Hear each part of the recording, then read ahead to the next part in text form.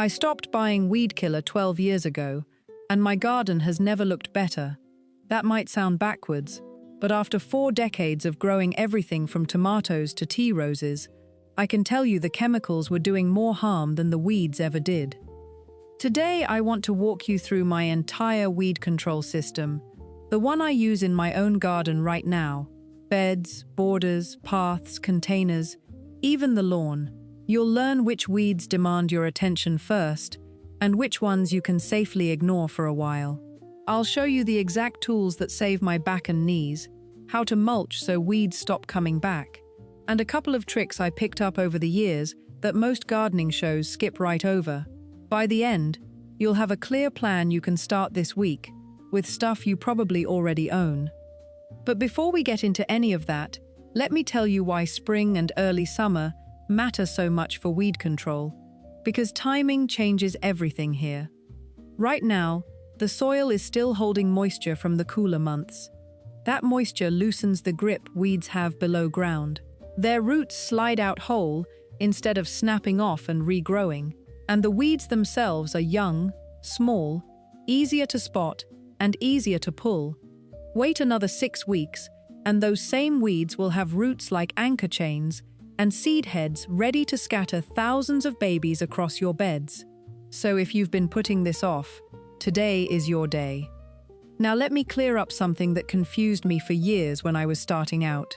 A weed is any plant growing where you don't want it. That's it. I've got self-seeded foxgloves that pop up in my gravel path every spring. Gorgeous plants, but in the wrong spot they're weeds. Meanwhile, my neighbor treats clover in her lawn like the enemy, and I let mine stay because it feeds the soil, and the bees love it. You get to decide what counts. The reason we pull weeds at all is competition. Every weed in your flower bed is drinking water your roses need, eating nutrients your dahlias paid for, and blocking sunlight your vegetables depend on. In a raised bed, where soil and space are limited, one aggressive weed can set a whole crop back by weeks. Let me talk about the 2 families of weeds, because you handle them differently. Perennial weeds come back year after year from deep root systems. Bindweed is the one that gives me nightmares. It wraps around my delphiniums and clematis and can strangle a plant in a couple of weeks if I'm not watching. Ground elder is another headache, low-growing with thick white roots that spread sideways underground. And dandelions, lovely as they look, send taproots down so deep that if you snap one off halfway, you've created 2 plants instead of removing one. Annual weeds grow, flower, set seed, and die in a single season. Chickweed, hairy bittercress, shepherd's purse. They're easier to kill but far more dangerous if you let them go to seed. One dandelion produces around 2,000 seeds per flower head. One chickweed plant can drop 2,500, and those seeds can sit dormant in your soil for 5, sometimes 10 years waiting for light to trigger germination. So the single most valuable thing you can do with annual weeds is pull them before they flower. Every one you catch saves you hundreds next year. Here's something I wish someone had told me 30 years ago. You will never have a weed-free garden. That's not the goal. The goal is a garden where weeds never get the upper hand, where you spend 20 minutes a week staying on top of things, instead of losing an entire weekend twice a summer, hacking through a jungle. Consistency beats intensity every time, and that matters a lot for those of us whose knees and hips don't bounce back like they used to. Let me show you the tools I reach for, because the right tool cuts your effort in half and saves your joints. For perennial weeds in borders, I use a border fork. It's narrower and lighter than a full-size digging fork, and that smaller head lets me work between established plants without slicing through their roots. I push it in about 6 inches from the base of the weed, lever back gently, and the whole root system lifts out. The key is going deep enough and wide enough. If the weed has spreading roots like ground elder, I dig a wider circle. If it has a straight taproot like a dandelion, I go straight down beside it. For quick surface weeding, a hand fork or a long-handled claw cultivator works well. The long-handled version means I can do the job standing up or sitting on my garden stool instead of crawling around on the ground. After back surgery 7 years ago, I made it a rule that if a tool doesn't let me work upright or seated, I find one that does. Garden kneelers with raised handles help too, but the standing tools changed my whole routine. For gravel paths and drives, a Dutch hoe is your best friend. You're not digging, you're skimming the blade back and forth just below the surface, slicing tiny weed seedlings off at the root crown. Do it on a dry, sunny morning and leave the severed weeds right there on the gravel. The sun dries them out and kills them in a few hours. I do my front path every 10 days or so in spring. Takes about 5 minutes, and the gravel stays clean all season. For weeds growing in the cracks between patio slabs, a patio knife, or even an old bread knife works better than any chemical. You slide the blade along the crack, scrape out the weed and the little plug of soil it lives in, and you're done. Some people use a pressure washer for this, but I find it blasts out the pointing material too, which creates even more gaps for future weeds. Now for lawns, and this is where most people reach for the spray bottle. I haven't used lawn weed killer in over 2 decades, and my grass looks fine. For small rosette weeds like daisies and plantains, a daisy grubber is a brilliant little tool. It's shaped like a forked tongue. You push it under the rosette at an angle and pop the whole thing out with its roots.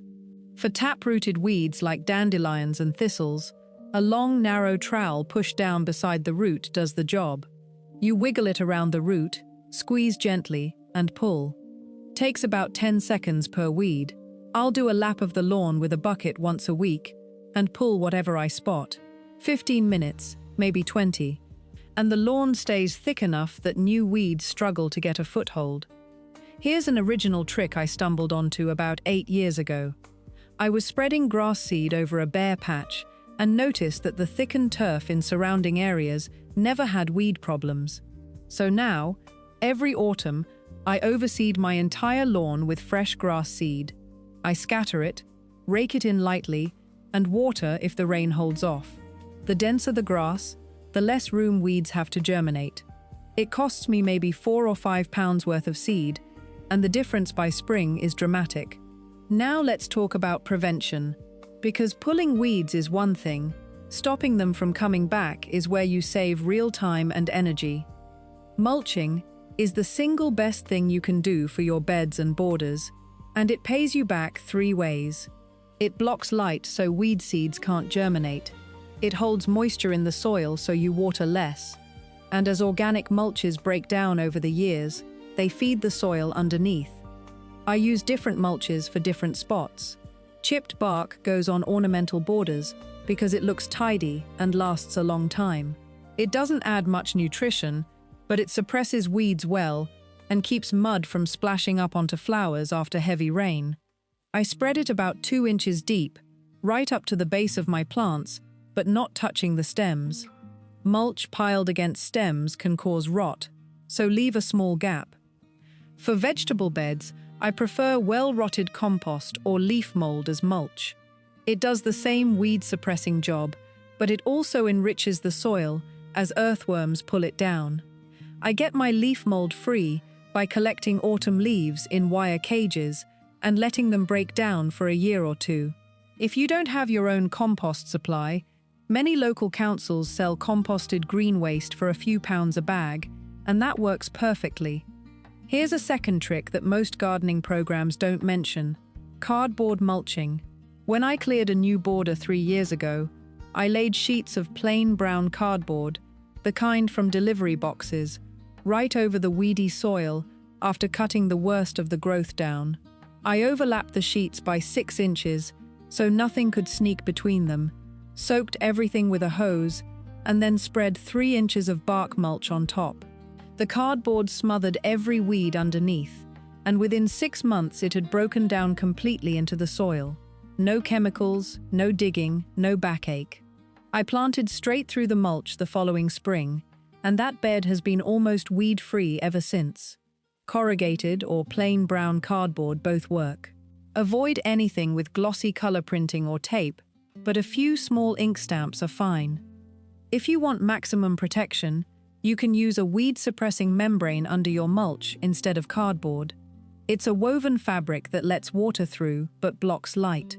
You cut holes where your plants go, pin the fabric down with wire staples, and cover it with bark or gravel. It lasts for years. I use it under my gravel paths but not in flower beds because I like to move plants around, and the membrane makes that harder. For permanent plantings like established shrubs or fruit bushes, it's excellent. Containers and pots need attention too, and this is one area people forget. Weeds in a pot are stealing water and food from a much smaller supply than weeds in the ground. I check my pots every time I water. If I see a tiny seedling, I pinch it out with my fingers right then. 2 seconds. But if I leave it a week, it has roots tangled in with my plant, and pulling it disturbs everything. Small and early is the rule with pot weeds. One more thing I want to mention for those of us on a fixed budget, because weed control products can add up fast. The most effective weed control costs nothing. Pulling weeds when they're small, mulching with homemade compost or collected leaves, using cardboard from boxes you'd otherwise recycle. You don't need to buy expensive sprays or membranes to keep a beautiful garden. My best borders, the ones visitors always compliment, get nothing but a top-up of homemade mulch each spring and a quick weekly walkthrough with a hand fork. That's it. So here's what I'd like you to do this week. Pick one area of your garden, whichever one bothers you most, and spend 20 minutes clearing it. Pull the weeds while the soil is still soft. Get the roots out whole. Then lay 2 inches of whatever mulch you have available, bark, compost, even a layer of cardboard topped with grass clippings. Mark it on your calendar to check that same spot next week for 10 minutes. Do that for a month, and you'll see the weed pressure in that area drop off sharply. Then move to the next area. By midsummer, you'll be spending less time weeding than you ever have, and your garden will look better for it. That's how it works in my garden, and it can work in yours too.